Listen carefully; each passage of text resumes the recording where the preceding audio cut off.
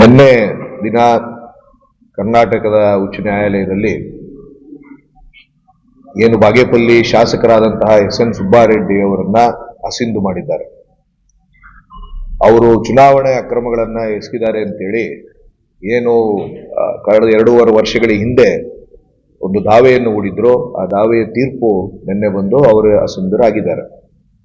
Communist ಪಕ್ಷ ಇವತ್ತಿಂದ ಅಲ್ಲ, ಅವರು ಏನು 2013ರಲ್ಲಿ ಅವರೇನು ಚುನಾವಣೆಗೆ ನಿಲ್ತಕ್ಕಂಥ ಸಂದರ್ಭದಲ್ಲಿಂದಲೂ ಕೂಡ ಬಹಳ ಸ್ಪಷ್ಟವಾಗಿ ಜನರಿಗೆ, ಬಾಗೇಪಲ್ಲಿ ಕ್ಷೇತ್ರದ ಜನತೆಗೆ ತಿಳಿಸ್ತಾ ಬಂದಿದ್ದೇವೆ. ಇವರ ಅಕ್ರಮದ ಆಸ್ತಿ ಸಂಪಾದನೆ ಮತ್ತು ಅಕ್ರಮದ ಮಾರ್ಗದಲ್ಲಿ ಅವರು ಗಳಿಸ್ತಾ ಇರತಕ್ಕಂಥ ಸಂಪತ್ತನ್ನ, ಅವರ ಬಂಡವಾಳವನ್ನ ಹೆಚ್ಚಿಸಿಕೊಳ್ಳಲಿಕ್ಕೆ ಜನರ ಬಡತನವನ್ನ ಅವರು ಬಂಡವಾಳವನ್ನಾಗಿ ಮಾಡಿಕೊಡ್ತಾ ಇದ್ದಾರೆ ಅಂತೇಳಿ ನಾವು ಜನರಿಗೆ ತಿಳುವಳಿಕೆಯನ್ನ ಕೊಡ್ತಾನೆ ಬಂದಿದ್ದೇವೆ. ಇವತ್ತು ಕಮ್ಯುನಿಸ್ಟ್ ಪಕ್ಷ ಏನ್ ಹೇಳ್ತಾ ಇತ್ತು ಅದು ಸತ್ಯ ಅಂತೇಳಿ ಇವತ್ತು ಸಾಬೀತಾಗಿದೆ. ಎರಡನೇ ವಿಚಾರ ಏನಪ್ಪಾ ಅಂತಂದ್ರೆ, ಇವಾಗ ಅವರು ಮೋಸ ಮಾಡಿರ್ತಕ್ಕಂಥದ್ದು ಬಾಗೇಪಲ್ಲಿ ಕ್ಷೇತ್ರದ ಜನತೆಗೆ. ಇಡೀ ಇವತ್ತು ಸಂಸದೀಯ ಪ್ರಜಾಪ್ರಭುತ್ವ ವ್ಯವಸ್ಥೆಯಲ್ಲಿ ಚುನಾವಣೆಗಳು ನಡೆದಂತಹ ಸಂದರ್ಭದಲ್ಲಿ ನಮ್ಮ ಜಿಲ್ಲೆಯ ಒಂದು ಚುನಾವಣಾ ಇತಿಹಾಸದಲ್ಲಿ ಇವರು ಮೊಟ್ಟ ಮೊದಲನೇ ಶಾಸಕರು ಇವತ್ತು ಅಸಿಂಧು ಆಗ್ತಾ ಇರ್ತಕ್ಕಂಥದ್ದು. ಇದು ಸಂಸದೀಯ ಪ್ರಜಾಪ್ರಭುತ್ವದ ಒಂದು ಕಗ್ಗೊಲೆ ಅಂತೇಳಿ ಹೇಳಲಿಕ್ಕೆ ನಾವು ಬಯಸ್ತೇವೆ. ಚುನಾವಣೆ ಆಯೋಗವನ್ನ ಮೋಸ ಮಾಡತಕ್ಕಂಥದ್ದು, ಚುನಾವಣಾ ಆಯೋಗಕ್ಕೆ ತಪ್ಪು ಮಾಹಿತಿಯನ್ನ ಪ್ರಮಾಣದಲ್ಲಿ ಕೊಡ್ತಕ್ಕಂಥದ್ದು, ಇದೆಲ್ಲವೂ ಕೂಡ ಒಂದು ಕ್ರಿಮಿನಲ್ ಅಫೆನ್ಸ್ ಆಗಿರ್ತಕ್ಕಂಥದ್ದು. ಸೊ ಹಾಗಾಗಿ ಈ ಕೂಡಲೇ ಚುನಾವಣಾ ಆಯೋಗವು ಅವರ ಮೇಲೆ ತಕ್ಕ ಕ್ರಮವನ್ನ ಕೈಗೊಳ್ಳಬೇಕು.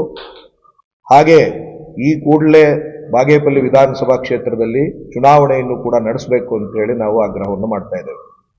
ಅದೇ ರೀತಿ ಕರ್ನಾಟಕದ ರಾಜ್ಯ ಸರ್ಕಾರ ಇದುವರೆಗೂ ಕೂಡ ಇಂಥ ಶಾಸಕರಿಗೆ ಏನೆಲ್ಲ ಸವಲತ್ತುಗಳನ್ನು ಕೊಟ್ಟಿತ್ತು ಅವೆಲ್ಲ ಹಿಂಪಡೆಯಬೇಕು, ಏನೆಲ್ಲ ಹಣಕಾಸನ್ನು ಅವರು ವರ್ಗಾವಣೆ ಮಾಡಿದ್ರು ಅದೆಲ್ಲವೂ ಕೂಡ ಅವರು ವಸೂಲು ಮಾಡಬೇಕು ಅಂತ ಹೇಳಿ ಈ ಮೂಲಕ ನಾವು ಕೇಳ್ಕೊಳ್ತೇವೆ.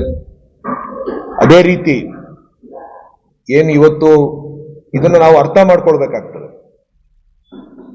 ಏನ್ ನಡೆದಿದೆ ಇದರಲ್ಲಿ ಎಸ್.ಎನ್. ಸುಬ್ಬಾರೆಡ್ಡಿ ಅವರನ್ನ ಒಬ್ಬ ವ್ಯಕ್ತಿಯಾಗಿ ನೋಡೋದಕ್ಕಿಂತ ಇದು ಒಂದು ವ್ಯವಸ್ಥೆ.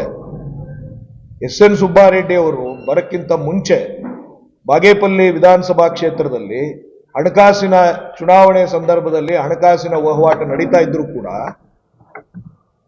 ಅದಕ್ಕೆ ಒಂದು ರಚನಾತ್ಮಕವಾಗಿ ಒಂದು ಸ್ಟ್ರಕ್ಚರಲ್ ಇದನ್ನ ಕೊಟ್ಟಿರ್ತಕ್ಕಂಥ ಘನತೆ ಸುಬ್ಬಾರೆಡ್ಡಿಗೆ ಸಿಗ್ತದೆ. ಇಡೀ ನಮ್ಮ ಜಿಲ್ಲೆಯಲ್ಲಿ ಚುನಾವಣೆ ಸಂದರ್ಭದಲ್ಲಿ ಯಾವ ರೀತಿ ಪ್ರತಿಯೊಬ್ಬ ಮತದಾರನಿಗೂ ಕೂಡ ಹಣಕಾಸನ್ನ ಹಂಚಿಕೆ ಮಾಡಬೇಕು ಅಂತಕ್ಕಂಥ ಒಂದು ಸ್ಟ್ರಕ್ಚರ್ ಅನ್ನ ನಿರ್ಮಾಣ ಮಾಡಿರ್ತಕ್ಕಂತಹ ಒಂದು ಘನತೆ ಸುಬ್ಬಾರೆಡ್ಡಿಗೆ ಸಿಗ್ತದೆ ಅಂತೇಳಿ ನಾನು ಈ ಸಂದರ್ಭದಲ್ಲಿ ಹೇಳ್ತೇನೆ. ಅವರು ಏನು ನಮ್ಮ ಇಲ್ಲಿನ ಯುವಕರು ಇಲ್ಲಿ ನಮ್ಮ ಜಿಲ್ಲೆಯಲ್ಲಿ ಉದ್ಯೋಗ ಅವಕಾಶಗಳಿಲ್ಲದೆ, ಅದರಲ್ಲೂ ಮುಖ್ಯವಾಗಿ ಉದ್ಯೋಗ ಅವಕಾಶಗಳಲ್ಲಿ ಇಲ್ಲದೆ ಬೆಂಗಳೂರು ನಗರಕ್ಕೆ ಹೋಗಿ ಅಲ್ಲಿ ಉದ್ಯೋಗವನ್ನ ಮಾಡ್ತಕ್ಕಂಥ ಒಂದು ಪರಿಸ್ಥಿತಿಯಲ್ಲಿ ಇರ್ತಾರೆ.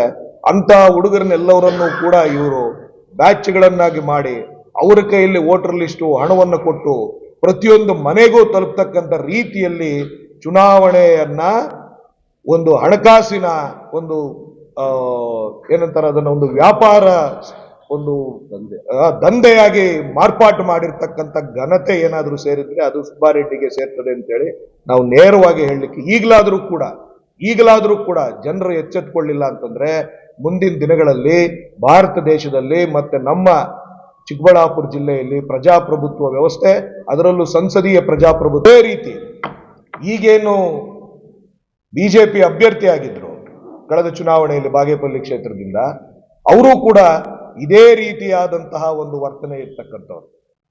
ಅವ್ರಿಗೂ ಇವ್ರಿಗೂ ದೊಡ್ಡ ವ್ಯತ್ಯಾಸ ಇಲ್ಲ. ಇದನ್ನ ಜನರು ಕಳಿಸ್ಬೇಕು.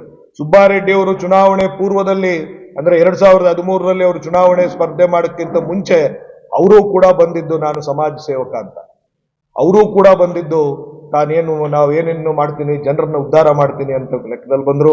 ಅವರು ಯಾವ ಸಾಂಸ್ಕೃತಿಕ ಮಾಧ್ಯಮವನ್ನ ಬಳಸಬೇಕೋ ಅದೆಲ್ಲವನ್ನೂ ಕೂಡ ಇವತ್ತು ಅವರು ಭ್ರಷ್ಟಾಚಾರವನ್ನು ಅದರೆಲ್ಲವರಲ್ಲೂ ಕೂಡ ಅದರಲ್ಲಿ ಒಂಥರ ಬೇರುಗಳು ಬೀಳೋ ಮಟ್ಟಕ್ಕೆ ಇವತ್ತು ಅದನ್ನ ಅವರು ನಿರ್ಮಾಣ ಮಾಡಿಟ್ಟಿದ್ದಾರೆ.